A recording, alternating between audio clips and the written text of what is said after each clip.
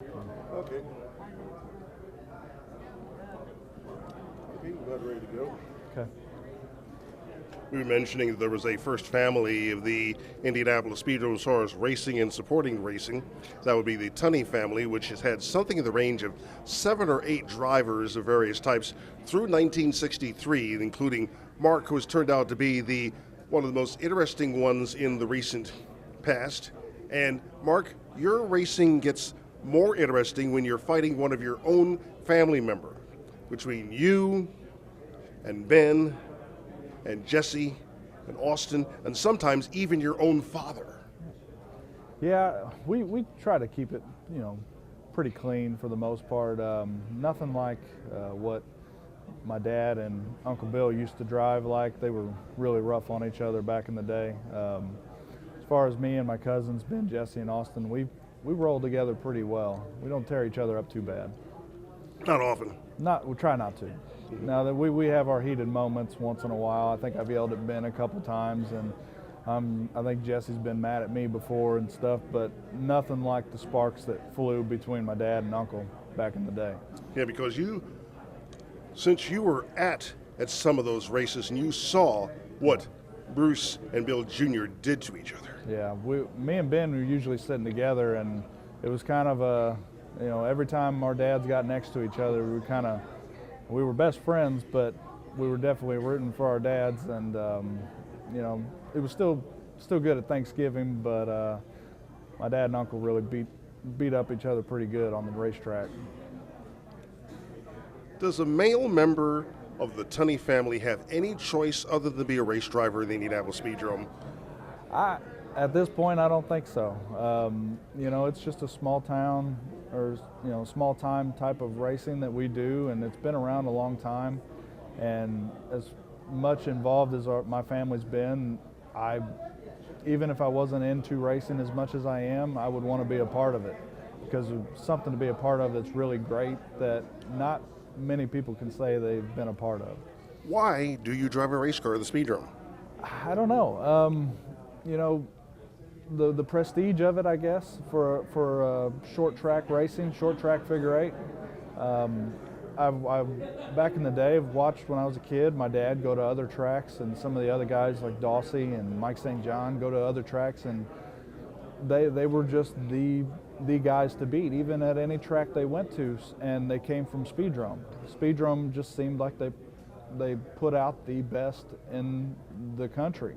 And, the 3-hour World Figure Eight was the biggest and best figure eight race. It was the Daytona 500, it was the Super Bowl, whatever you want to call it.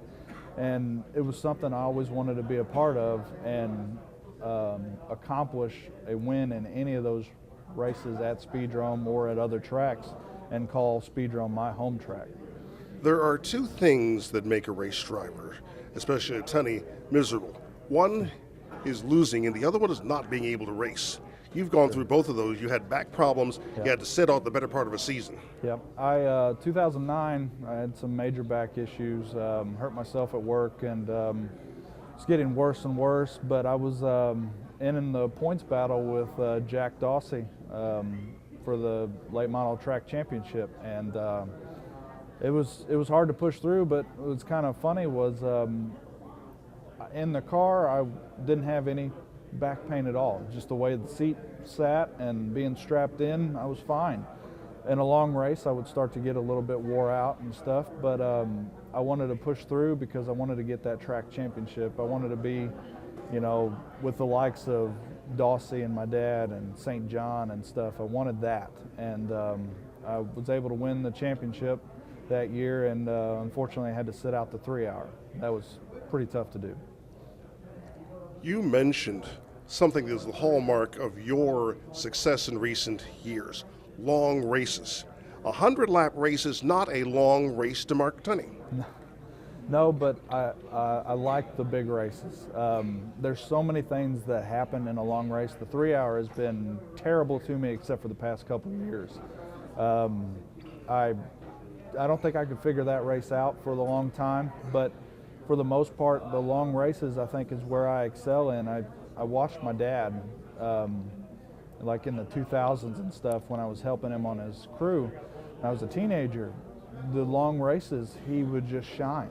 At the end of the race, everybody would say, oh, he got faster, but he would get faster and other guys would fall off, and he would just keep his car under him, take care of his tires, just finesse a figure-8 car like I've never seen. And I just tried to take notes the best I could.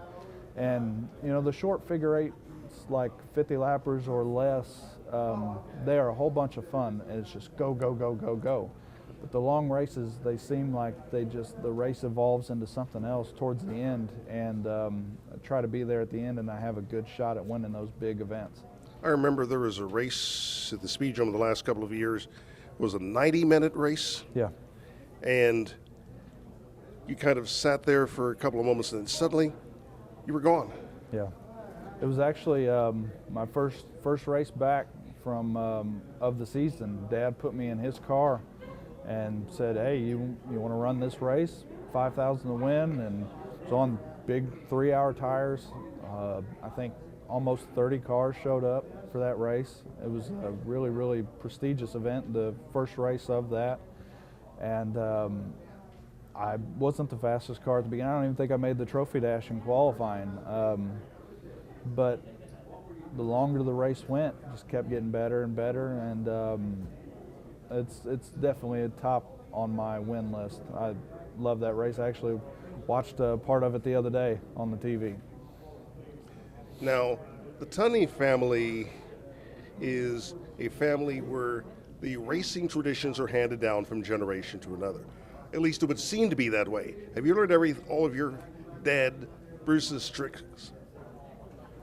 Yeah, I don't know, it's kind of funny how, you know, when you watch, I think me and my dad with the traditions that we hold and what we keep going, you know, the way we work in the shop, the way we get to the track, and then, you know, Ben and Jesse and Austin that follow right in their dad's footsteps, and we're a really tight family, especially with tradition and the tradition of the Speedrome.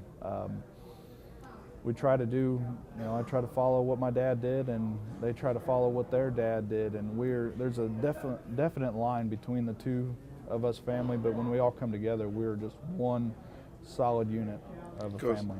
You and your dad, in his heyday, were among the best rivalries there. I mean, you didn't tear each other like it used to be the other brothers that told her, but he wasn't rough on you, but he wasn't easy. No, he didn't hold any, I wouldn't say hold any punches, but he didn't give me any break. He didn't cut me any slack. He drove me like anybody else. There was actually a race I remember in 2004, my second year of racing.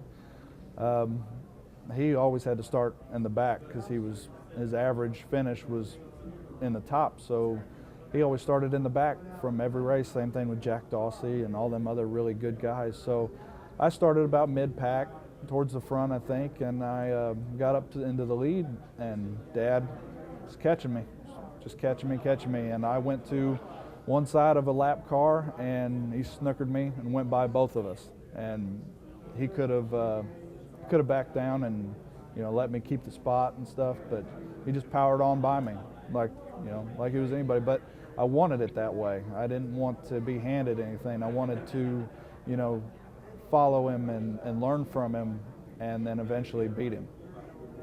Now the next generation of Tunnys. I understand you only have daughters? I have a daughter, yes. And Ben just recently had a daughter, so she can't move or walk yet, but my little girl's 3. Now, it's fashionable for females to drive race cars. Are you ready to turn your daughter into a figure-8 driver? I am. I don't know about my wife, but I've kind of tried to push it on to her a little bit, and we definitely tried to play with some cars and stuff here and there. And actually, probably my most proud moments were last year. Got to won a couple figure-8 races down in Jeffersonville, and at the end of the night, they bring the cars out on the track and get the pictures taken. And so everybody's out, all the races are done, and my daughter slid into the car with me, and I took her for like a parade, you know, victory lap, and she loved it. She didn't cry. She wasn't scared of the loud motor, and I ate that up. So I'm hoping in a couple years maybe I can get her a go-kart and play around with her a little bit, and if she takes to it, then we're going racing. Okay, very good. Thanks a lot, Mark. Thank you. And make sure you don't take the microphone.